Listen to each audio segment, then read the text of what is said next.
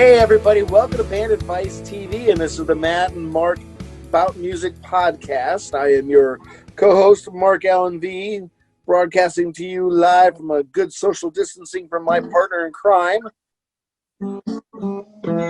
Hey, how y'all doing, Earth Rockers? I'm Matt Mason.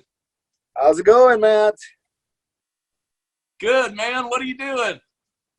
And just trying to figure out this technology. You know, there's 100 different flavors of trying to achieve what we're trying to achieve, and you know, with all the computers and stuff I got laying around here, I still can't quite get what I'm wanting to get, but we'll get there. I mean, this is only our second shot. We're trying to do this remote broadcasting, podcasting thing, and you know, everyone's having the same kind of growing pains. I know that you know, my church has been doing a remote broadcast now for 3 weeks, and every week it's like it's getting closer and closer, more and more professional. Been helping a couple other buddies on Facebook that are trying to do similar stuff with their church, and yeah, just these little struggles that you deal with. It's the, you know, trying to find the right connector to connect into your iPhone so that then it'll go to your sound system, and then you get this bad buzz, well, because you got this microphone cable going across the power cable. It's just crazy technology, but you know, welcome to virtual living, right? How you doing? Man, I've been thinking hard about that very thing here lately, because you know, it's sort of forcing us musicians into actually embracing this newer technology. Yeah, because you know, we want to be creative, and so we're kind of limited now. Everybody's, you know, there's no live shows now, right. not in person, and so it's cool to see, you know, kind of what everybody's doing. You know, some of them are going to a club they play at, doing a live remote from there. Some of them are, you know, sitting in the room, and it's just, I've been enjoying a bunch of different things from a bunch of different people, you know, and it's almost like you can tell kind of who's more comfortable than others. And, you know, it's sort of like everybody's having to force to be learning all this stuff. Yeah, absolutely. I've been watching some of our buddies out there. Brandon Clark's been doing his thing. Mike McClure has one going on Monday nights. Of course, I've also been watching some of the pros too. Steve Vai, he's gone virtual now. He's got two different podcasts that he's doing. He's got the one on Tuesdays, which is the Alien Guitar, Love Secrets, whatever. Which that was really cool because it talks about the music business stuff. But then his one on Thursday is more philosophical and spiritual. And he was kind of a modern day shaman. It's like really interesting. Dude, stuff that he's doing. I mean, that guy is so inspiring on levels other than just seriously one of the greatest modern electric guitarists of all time. Beyond that, the guy's right. spiritual and mental sort of perspectives, I mean, what he's put out there is worth, who knows, if you take every one of those things he talks about and kind of think about it, it'll expand your mind. I've been just really enjoying that. So refreshing. Yeah, about a year or so ago, I read an article on him, and he's talking about how he battled a bad case of depression back in the days when he was with Zappa. It's like he's 22, on top of the world, playing with Zappa and all that, and he's battling depression, and he just, I can't recollect right offhand what his turning point was, but he just kind of got to this point where it's like you only have so much space in your head, and you're not going to kick everything out of your head, but you choose what you're going to pay attention to. It's like, right. You know, when you feel yourself starting to think some stuff, well, then you just like, no, I'm not going there. Just not going to go there. It's like, so that's a practice I've been trying to do, and I kind of find it helps out. You know, sometimes there's just a lot of stuff, but you know, it's, you know, I'm really enjoying watching his stuff. I'm enjoying watching a bunch of the other guys out there, especially some of our contemporaries. And one of the takeaways I'm getting from this, though, it's like, I think it's important that everybody is consistent with their time slots. I think what you have to do is you got to establish yourself saying that I am going to play every Sunday from 4 to 6 or every Tuesday from this time to this time, because here's a case in point. I remember when Will Smith was doing some research when he was going to record I Am Legend, when he's going to do that movie. And one of the things he talked to a lot of people that were confined and hostages or prisoners and stuff like that. They said the thing that really got them through it is having a schedule, a very rigid schedule that they kept to every day. And you can see that in that movie too. He had this really rigid schedule that he kept with. Well, we're kind of in a similar situation. We're all kind of confined. We're all kind of looking for, what is our new schedule and what are the things that we can look forward to. So I think, it's kind of our responsibility as these content creators and stuff like that to do exactly that, to have have some schedule out there so that we know what to look forward to. Otherwise, you're just going to get kind of lost in the mess, I'm afraid. What do you think? I think that you're right. I think there's a tremendous amount of traffic out there nowadays. But I also think, it's almost like, man, sometimes you got to kind of sweep away the ashes to make the fire bigger. And so instead of, playing gigs, traditional sense, now it's all of a sudden you book your own gigs. Mm-hmm. And you can directly market to your people who are interested in what you're doing. And so times like this, it's kind of like easy to get down and depressed, but what really is like turn the negative into a positive. Yeah, exactly.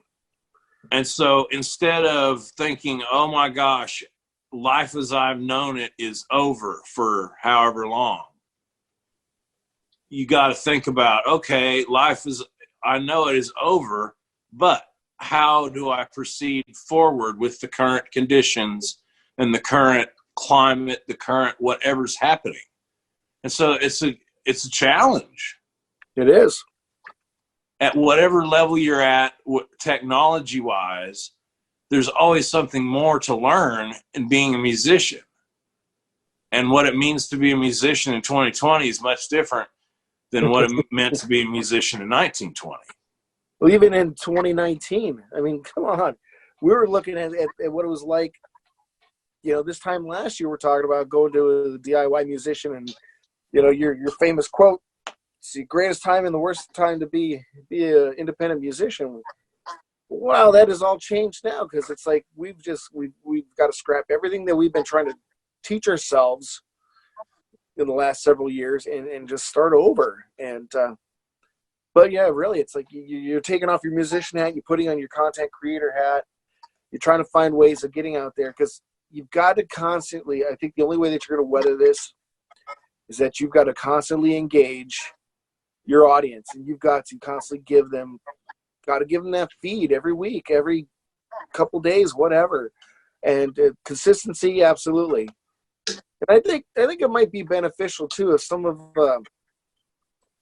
us kind of maybe coordinated with others, saying, okay, well, you're going to do this slot, then I'll do this slot and do this slot. And then, that way we're not stepping on each other's toes and fighting for the same person, So, I mean, I can see kind of a consortium of local musicians getting together and trying to help each other out and, go from show to show to show. Because I know it's like last week when I was Sunday, sitting down having a cocktail and kind of preparing for the week. And as I was watching Brandon play his thing, and then it was over. It's like, well, what do I do now?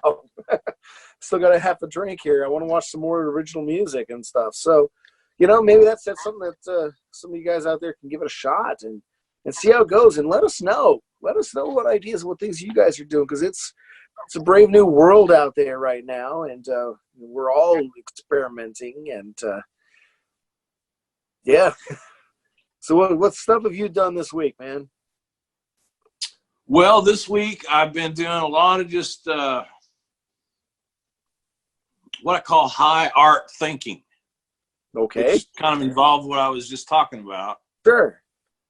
And like I said, I'm kind of using this to try to accompany and accomplish a variety of things. And so those things are generating new material, getting some archive stuff out there, writing some new stuff, working on my website, working on how do I go forward in this new mold, you know? Right. And so it's kind of like, you know, I'm sitting here and I'm looking at like what the positives are and what I've got that will serve as a propellant to take me forward. I'm looking around at those things and figuring out just how to pack them in the back of the truck so they push forward. Mm-hmm. And, you know, I've been working a little bit around here on the house and kind of like cleaning up a little bit, doing some gardening. I planted a bunch of stuff and, you know, it's therapeutic. You know, I like to do like something for half an hour, 2 hours, then I go do something else. Yeah. So I've been, you know, rearranging some of my records, organizing some of that stuff, you know, and then maybe you pull out 2 or 3 you want to listen to that night while you're making dinner. Mm-hmm. It's like, hey, I haven't heard Kind of Blue by Miles Davis in 3 or 4 years. I'm going to put it on at dinner time and listen to Kind of Blue by Miles Davis and appreciate it for what it is and all its glory, you know. And then, you know, the next thing may be something completely different. So I'm just feeling like I'm in this super creative phase right now. And I'm just like, I'm feeling pretty good about it. Great. So you got any plans or any desires to try to go and do the like Facebook Live little concerts, little gigs like several of our pals are doing these days? Get your little... Well, I've been thinking about this and kind of, you know, like, I think I'm going to do a few different kinds of things, you know, Instagram Live, Facebook Live, YouTube Live. And so I imagine my goals right now are to do something like, you know, Thursday night and maybe sometime during the day before the end of the week. Who knows?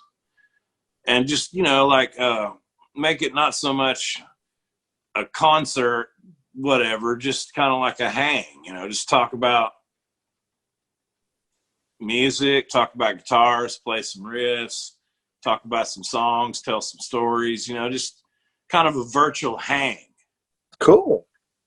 That'll be cool. Then, you know, maybe I'll come on and do like something like, okay, this is a 30-minute performance and it's going to be, you know, some theme or something, you know, just, I like I said, the sky's the limit. There's nobody who says you can't do that.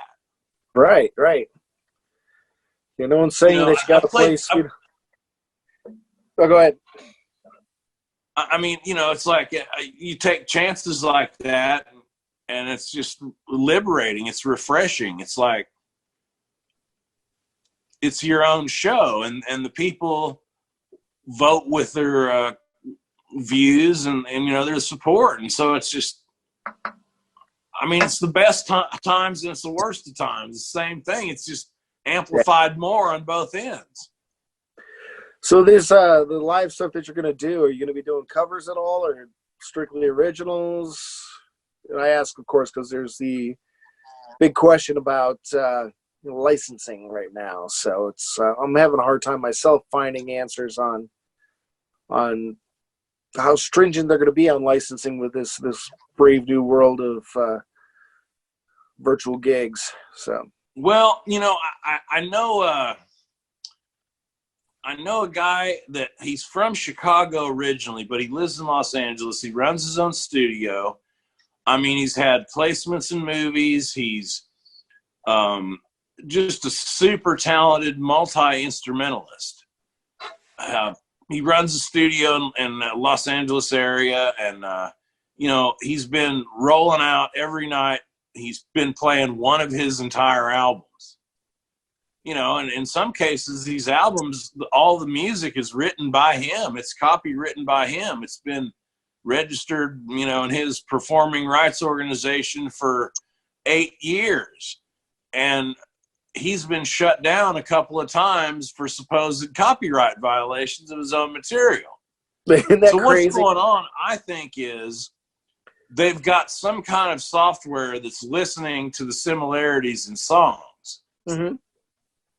Yeah, it's like Shazam. And against a database of things they know to exist that are claimed as copywritten, I think there is some kind of way of, hey, this sounds an awful lot like this song in the database. Is it this song in the database? Then they're shutting him down. And I'm just like, so I'm kind of considering what to do and how to do it, you know? Yeah, see, with Facebook and those guys you use it, it's a lot like, I'm sure you've dealt with Shazam. And, you know, when you don't want to find out who's singing what song, you do the Shazam thing. And I actually read a white paper on how they did that algorithm. It's really pretty brilliant. What it does is it just takes the song and it cuts it up into 1 second segments, and it measures certain metrics like volume, pitch, so on and so forth. And then it'll go through then as it's listening, it'll take, you know, 10, 15 seconds or whatever, and start matching each of those seconds up against the database until it finds some matches. And it's just amazing how quickly. And actually, when Shazam came out, when they first started building this thing, it's supposed to work on your old flip phones. It was, you know, this was before iPhone came out. So you were supposed to take the sample and then text it to them, and then they would text back to you. That was their whole business model. But then, of course, the iPhone came out, and that changed everything. But anyway, those are the same kind of algorithms that Facebook and these guys are using. And now it works great against pre-recorded material, and they'll shut you down pretty quick. In fact, I was helping a friend of mine. He's trying to get the audio going for his church service, and he had some Dave Crowder playing in the background, and Facebook cops came and shut him down. They says, we're cutting off the audio right now. It's like, but I'm just testing. But still, the question that I'm trying to figure out is, like, if you are going to play the song, you know, because some of the guys that are out there that are doing this stuff, I know that they're not going through and licensing every cover song they're playing. Now, my church will go through and they'll license through CCLI what songs they're going to play live. They've cut way back based on that, and they're kind of going back to the old school hymns and stuff. But, you know, so how does that work? You know, is ASCAP going to step in? ASCAP's kind of kept their hands out of the online realm. So it's just interesting. You know, and to your point, too. Well, it's created a whole new... It's created like a whole new like a whole new level of publishing, I guess. Yeah, absolutely. You know, to your point, you know, you're talking about, you know, that one guy's stuff getting flagged for copyright infringement. I'll go through and I'll look at my YouTube videos, and, you know, for this song, I mean, for our podcast here, I've got that snippet of the Christmas Time Blues. And about every other one of those, you know, the YouTube will flag. It says that the audio in here has been claimed by the copyright owner, and it's CD Baby claiming it on my behalf. So they're actually collecting some royalties for me on my own videos. So yay! You know, those half a pennies really add up after a while. But it's crazy how all that works. So I don't know. I'm almost tempted to get on the phone with somebody and just try to find out, because these online gigs aren't going away. There are only going to be more and more of them. It's like, it'll be interesting to see if they're going to maybe offer some sort of blanket license. Maybe ASCAP, BMI, and CSAC will say, okay, here's a blanket license. You know, you pay us $25 a month, and you can play anything from our catalogs. I mean, I think that would be really the cool way to go. And because I tell you, they could go in really quick and start shutting people down and start sending them bills saying, hey, you owe us $1,500 because you play this song and you had this many people. It's like, so yeah. Have you heard of people getting bills like that? Not yet.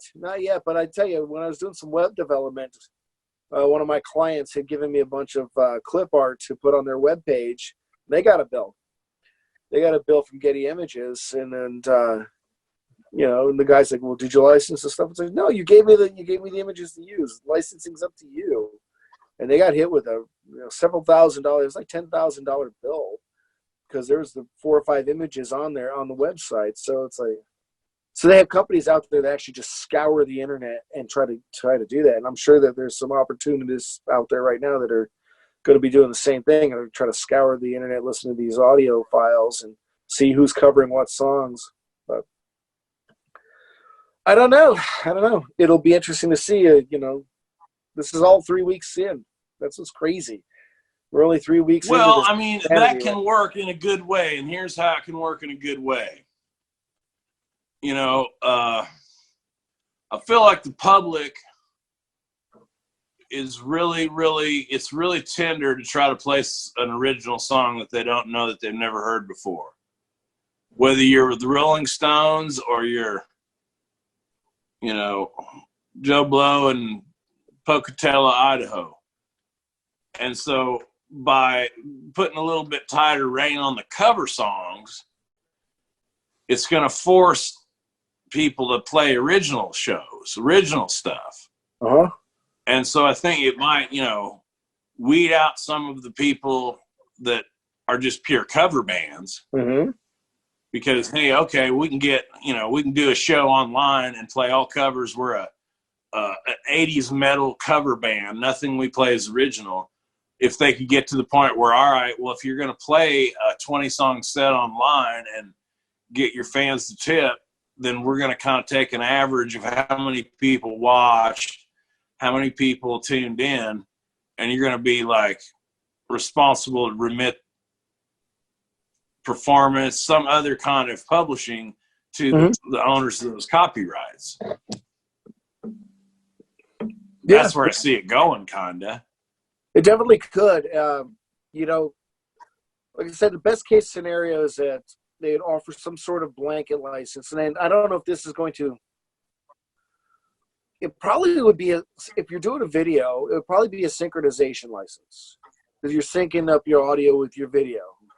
And so does a live Facebook live stream considered synchronization? Possibly.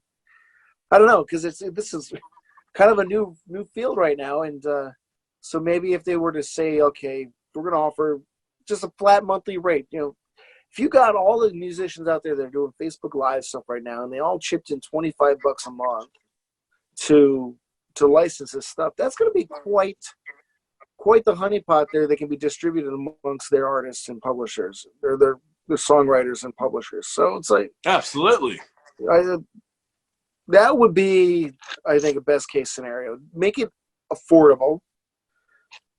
Get some change in the pocket of the people that are creating the music, and then allow the people that are out there trying to earn a couple bucks off of it, earn a couple bucks, and anyway, that's my hope. But to your point though, let's get more original music out there. I mean, I kind of inadvertently released a little song this last week, and it's did pretty well. Got a bunch of shares and got a bunch of views and stuff on it. It's been kind of fun for just something I piddled around and did on my my bedroom one night. So yeah. So when are we going to hear? Okay, so you've got it on YouTube and you've got it as a single on. Not yet. Download services yet, or what? Not yet. No. What I did was just a little Facebook video that I just threw up there. I had wrote the song last week. My our band director at the church says, "Hey, since you can't come in and play, can you just film yourself doing something?" And so I just filmed myself doing that and sent it to him. I guess they're gonna put it up tomorrow. And Friday night, it's like, you know what? I'm just gonna throw this out here, see what people think. So I mean, it's got some pretty good headway. So it's kind of my goal this week to maybe sit down and record a little bit better version of it and actually get it out there and release it. Use up one of my $7 credits on CD Baby and release that thing and get it out there. So. All right. So now it's like up to us to be creative, to figure out ways of releasing our music. And there's no holds barred. It's like we can release something just as easy as somebody famous can release something. Right. It's just here getting ourselves heard out there through all the chatter. I mean, somebody that's got 500,000 followers is going to do a lot better than somebody that's got a handful of followers like we do. But, I maybe I'm just still idealistic and still have that, tad bit of that teenage dreamer in me. But I think that I think if you got the right song, it'll make its way out there. People will find it. People will pass it along. So just trying to get that right song, right? Well, there's a couple of ways of thinking about all that. And, you can kind of think about it like, well, I'm going to try to round up an audience of people and try to like satisfy them and write music that they would like to hear. Or you can kind of go at it to where like, hey, I'm doing what I want to do no matter what it is. I follow my own muse, and if people catch on to what I'm doing, then that's cool. And, being either way kind of is risky to the traditional record label model, And so now it's like everybody's kind of on a little bit more even playing field. I used to have to pay $30 to see Cody Canada for 2 hours. Now I can watch him 3 times a week for whatever I decide I want to send over there, figuratively. Right. And it's like, that's empowering in a lot of ways. Now, it's like there's a hard rock trio that I listened to from Dallas.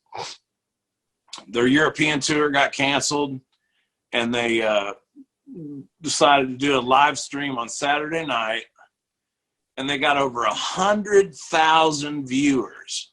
Wow. 100,000 viewers. Wow. Now, this band is very good. They're still, they're very good, but they're still kind of underground. Mm-hmm. So when they go out to on these tours, they're playing clubs that are like, in some cases, 50 people capacity up to, 2,000. Maybe they get on some festivals, but half of what they're playing is way, way less than 100,000 people. Mm-hmm. So the power is they don't have to put wear on their body and wear on their van and wear on their psyche to traipse all over the world when they can reach 100,000 people from the rehearsal space in Dallas. Now we're getting someplace. Yeah.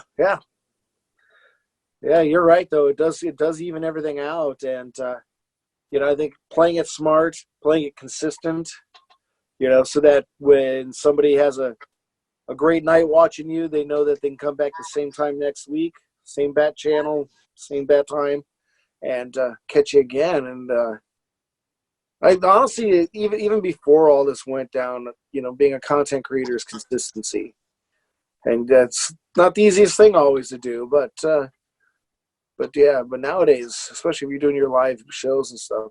So what do you got on tap for this week? You said you're going to experiment with some stuff. You're going to try a YouTube thing, so that's going to be kind of a hangout Q&A thing. Your Facebook version and Instagram Live are going to be the same way, kind of a hangout, play a song, let people type back with you, things like that.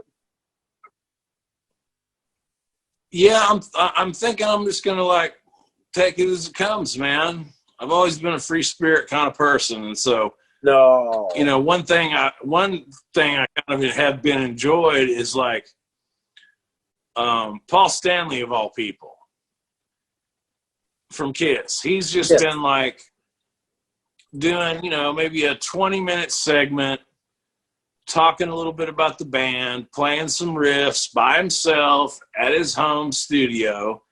And it's just riveting. It's fascinating stuff. He tells stories. He's like, shows you how to play, Hotter Than Hell or whatever it is he's doing. It's like 15 minutes or something like that. I mean, this is really cool. This is Paul Stanley like you've not seen Paul Stanley before. It was very intimate. And so, say again? Well, it's very intimate and personal. You actually feel like you're talking with them.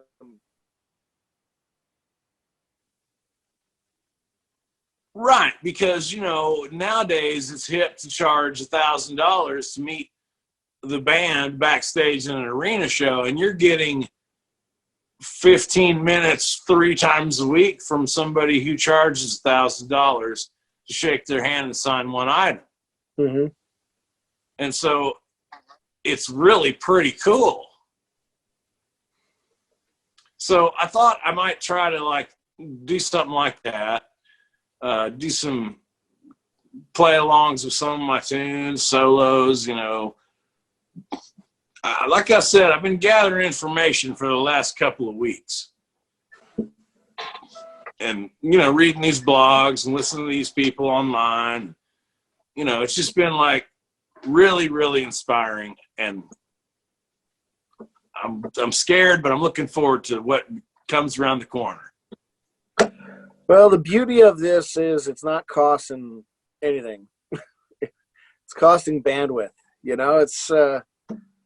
It's costing your time, and there's a lot of time on our hands. So, you're not giving up gigs, giving up paying gigs in order to sit at home and try to do this stuff. You're stuck at home, and so yeah, man. Best of luck to you. Definitely get the stuff out there and let us know when you're going to be playing, man.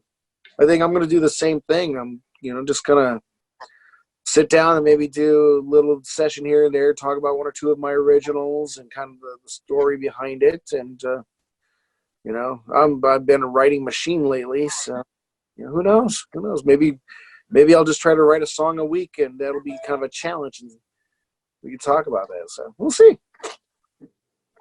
Yeah, man. It's just like I said. It's like, turn the negatives into the positives. Exactly. I mean, when I got in the accident, when I got burnt or whatever, I've had, several months in a row between those two incidents in the last 5 years to kind of like not be in the daily grind of having to go play all the time. And, I was able to think differently and pursue different things that help you to kind of go forward in a different way, I mean, man, I've been doing it a long time, and like the burnout factor is real. You can get just flat burnt out on. Oh yeah, yeah. Yeah. You and I went through a big old thing of that many years ago, and it weighed heavy on our friendship for many years. And finally, I grew up and got past that. But it's like crying out loud. It's yeah. Those nudes you sent me, that really helped when you sent those nudes over. That was by accident. No, just kidding. But the burnout factor is true. I mean, you sit there and you see these bands that are super successful. They're playing all the hot spots, and all of a sudden they just break up, or somebody punches somebody out on stage. And you're like, why? Because music's a very personal thing. And when you are not clicking with the other people on the same personal level, it gets very passionate. So, but yeah, this is week 3. We'll see what happens.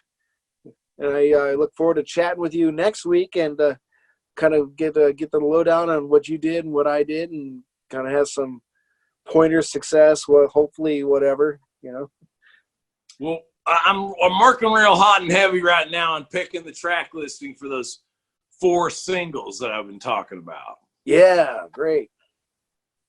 So, each of the 4 singles, which are going to be available on the website, are going to have, a song, the album cut, then a live cut, an unreleased studio track. It's going to be basically like 20 songs, but 15 songs that nobody's heard yet. Nice. So I'm kind of like working on the little covers for those and trying to get it arranged on the website where it looks decent, and just trying to work with like WeTransfer. I'm sending these tracks to this guy in Poland to master them. Oh, okay. He's agreed to help me. I got a hold of him through a webzine kind of like thing that I belong to, and he's willing to help anybody that's wanting to do something during this downtime. And so I'm really excited. I mean, he works on some heavy metal stuff, but I mean, I'm excited to hear what he's going to do with songs that aren't really heavy metal, Yeah. And so it's kind of that fearless, let's just go with the art, man. Let's do some art. Exactly. What else do I got to do? Work in your garden. So tell me about go out there and do that for 30 minutes. Yeah, let's kind of wrap up this podcast and give me kind of a quick lowdown. What you growing in your garden, man? Man, I got a lettuce, spinach, onions, broccoli so far. Then I've got cantaloupes, watermelons, beans, peppers started, in trays. So like Mm-hmm. the frost date's April 15th around here, but still it can be dicey up into May. Yes. So, I usually try to get something in the ground around this time of year, but you got to keep it covered up and stuff. So I'm reading the almanac, I'm reading online, I'm out there digging, it's therapeutic stuff, man. Nice. So you doing any jalapenos? I always grow about 4 to 5 different versions of peppers. Tapatios, Anaheims. My friend Steve O, I think he's threatening to give me some of these Scotch bonnets or something really hot. It's like, Ooh, nice. Yeah, and then like the Hungarians, they're like kind of light green, orange and green, and some of them are real hot, some of them are just sweet. So I've grown probably 20 varieties of peppers over 30 years of gardening. Awesome. Well, if you have any surplus, let me know. I tend to kind of gotten into pickle and canning some jalapenos lately, and I got a pretty nice little recipe, tasting pretty good. So, Man, well, all it's right. just like it's a real science because you can buy those big jars of 5 gallons of jalapenos, but they're all mush. Right. And it's like, are they cooking them too long? What are they doing? It's just a real art to getting like what I consider to be like a good, flavorful, crisp, pickled jalapeno, Yeah. All right, man. Well, this is good talk, man. I can't wait to give a shout out to you next week, and we'll see what happens. And definitely text me, tell me when you're going to be online. We'll get that published out there. We'll let people know. I will do the same with you. We'll just take over this thing here, fancy fangled internet thing. Sounds good, man. Sounds good. Got to get our toe in the water somehow. Exactly. All right. Well, all you guys out there, I hope you guys are doing well. I hope you guys have managed to keep your head above water. This is we're gonna be in it for the long haul. This is isn't going away anytime soon, but I think we'll manage. We got the love and the passion for our music and art. We'll somehow get it out there and manage to survive. So just keep the faith, keep the peace. Until next time, I am Mark Allen V, and this is my co-host, Matt Mason. And this is the Matt and Mark About Music podcast here on FantasLifestyle TV. Peace.